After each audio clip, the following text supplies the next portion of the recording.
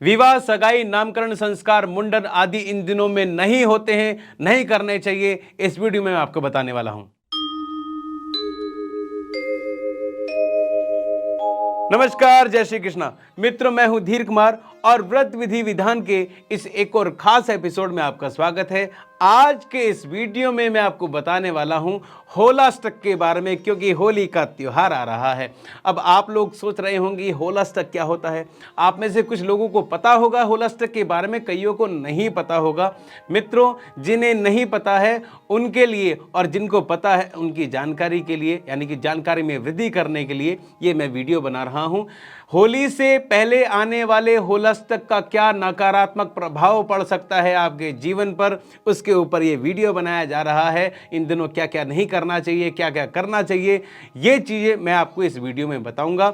ये वीडियो अलग आपको लग रहा है, इसलिए इसको लाइक कीजिए, शेयर कीजिए और ज़्यादा से ज़्यादा लोगों तक पहुंचाइए। अगर आप हमारे चैनल पर नए आए हैं तो उसको सब्सक्राइब कर दीजिए, ताकि ऐसे वीडियोस मैं आपके लिए लाता रहूं। चलिए आगे बढ़ते हैं। मित्रों, होली से पहले के जो 8 दिन होते हैं वो होलाष्टक के नाम से जाना जाते हैं और इन दिनों जो नकारात्मकता है वो बहुत ज़्यादा होती है। शुभ कार्य नहीं किए जाते, लेन देन का कार्य नहीं किया जाता, विवाह आदि नहीं किया जाता, किसी प्रकार का जो संस्कार नहीं किया जाता। और कौन कौन से संस्कार नहीं किए जाते, नहीं करने चाहिए, जाने अनजाने, ये भी मैं आपको बताऊंगा।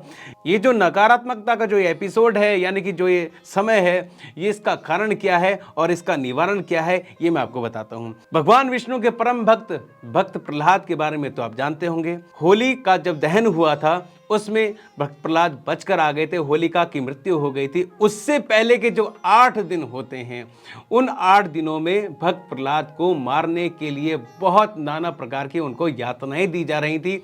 इसलिए जो ये 8 दिन होते हैं वो नकारात्मकता से भरे होते हैं और इन्हीं यातनाओं के कारण ही इन दिनों कोई भी शुभ काम नहीं किया जाता। पहला तो कारण इसका यह है, कहा जाता है कि फागुन मास की अष्टमी को ही भगवान शिव शंकर ने क्रोधित होकर कामदेव को भस्म कर दिया था। इसलिए फागुन मास की अष्टमी से लेकर होली तक के जो 8 दिन होते हैं वो नकारात्मकता वाले होते हैं। नकारात्मकता का मतलब ये है कि इसके अंदर कोई भी शुभ काम नहीं किया जाता है। जैसे कि कुछ लेन देन का काम, अगर आपको कुछ खरीदना है, कुछ नई चीज़ बनानी है, किसी चीज़ की आप प्लानिंग कर रहे हैं, या फिर आप कोई विवाह करना चाहते हैं, कोई अनुष्ठान करना चाहते हैं, तो आप नहीं कर सकते हैं। 16 संस्कार नहीं होते हैं, क्योंकि इन दिनों 8 ग्रह उग्र रूप में होते हैं।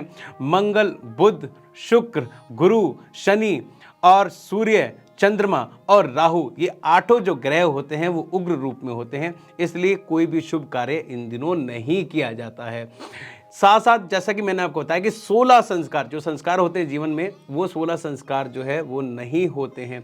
आपको एक और बात मैं बता दूं, इन दिनों गर्भाधान भी नहीं होना चाहिए, यानी कि गर्भ में बच्चे का आना भी नहीं होना चाहिए, वो भी जो है गलत माना गया है। अगर आप इन दिनों कुछ ऐसा कार्य करते हैं, जाने अनजाने करते हैं, शुभ कार्य करने की चेष्टा करते हैं, तो उसका जो सकारात्मक प्रभाव आपको नहीं मिलेगा, आपको उससे दुखी ही रहना पड़ेगा। तो कोशिश करें कि इन दिनों आप कोई भी नया काम शुरू ना करें।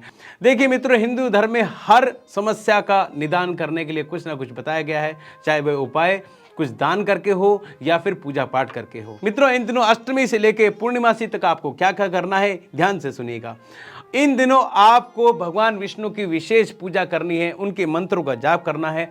ओम नमो भगवते वासुदेवाय, इस मंत्र का जाप कर सकते हैं। अगर आप भगवान शिव की पूजा करते हैं तो भगवान शिव के ओम नमः शिवाय मंत्र का जाप कीजिए, उनकी मालाएं कीजिए, उन पे जल आदि चढ़ाइए और उनकी पूजा कीजिए। अगर आप हनुमान जी की पूजा करते हैं तो हनुमान जी की विशेष पूजा कीजिए और उनसे प्रार्थना कीजिए कि वातावरण में जितनी भी नकारात्मकता है या फिर ग्रहों के हिसाब से जितने भी नकारात्मकता है वो आप तक ना पहुंचे, आपके घर तक ना पहुंचे, आपके कार्य क्षेत्र तक ना पहुंचे, आपकी जो फैमिली है, परिवार है, वहां तक ना पहुंचे। और सबसे बड़ी बात यह है, समाज में इसका कोई बुरा प्रभाव ना हो। इस तरह की आप प्रार्थना करें, मंत्रों का जाप करें, ताकि इन दिनों की जो नकारात्मकता है वो आपसे दूर रहे। तो मित्रों, इस तरह से आप इन दिनों की नकारात्मकता है वो दूर कर सकते हैं। फिर एक बार आपको याद दिला देता हूं, चाहे चूड़ा संस्कार हो, विवाह संस्कार हो, या फिर सगाई का संस्कार हो, गर्भाधान का संस्कार हो, या फिर गर्भाधान के बाद जो तीसरे महीने किए जाने वाला जो अनुष्ठान है वो हो, आप किसी भी प्रकार का कोई भी प्रोग्राम नहीं कीजिए, आप किसी से लेन देन मत कीजिए, घर आदि मत खरीदिए। इन दिनों की मैं बात बता रहा हूँ। अगर आपको कोई नया काम शुरू करना है, नई चीज़ें घर में लेकर आनी है, आपको लगता है कि ये चीज़ मैं शुरू करने वाला हूँ, तो मित्रों इन दिनों से पहले कर लीजिए या फिर इन दिनों के बाद। होलाष्टक में किसी भी प्रकार का शुभ कार्य आपको नहीं करना है। मित्रों ये था एक विशेष वीडियो और सरल वीडियो होलाष्टक को लेकर। अगर आपको इसकी जानकारी अभी तक नहीं थी तो आप मुझे कमेंट करके बताएं, और अगर आपको अब जानकारी मिल गई है और अच्छी लगी है तो भी आप कमेंट करके बताएं कि आपको हमारा ये वीडियो कैसा लगा। मित्रों ये वीडियो बहुत ही ज़्यादा अच्छा भी है और नॉलेजेबल भी है। आपसे निवेदन ये है कि आप इसको ज़्यादा से ज़्यादा लोगों तक फैलाएं ताकि लोग होलाष्टक के बारे में जान सके, इन दिनों क्या करना चाहिए, क्या क्या नहीं करना चाहिए। अगर आप हमारे चैनल पर नए आए हैं तो इस प्रकार के अद्भुत और बेहतरीन वीडियोज़ के लिए आप हमारे चैनल को सब्सक्राइब कर सकते हैं। मित्रों मैं आगे बढ़ूँ, आपसे निवेदन ये है, अगर आप सोशल मीडिया पे एक्टिव हैं तो आप हमसे सोशल मीडिया अकाउंट पे जुड़ सकते हैं, उनका लिंक मैंने डिस्क्रिप्शन में दे दिया है।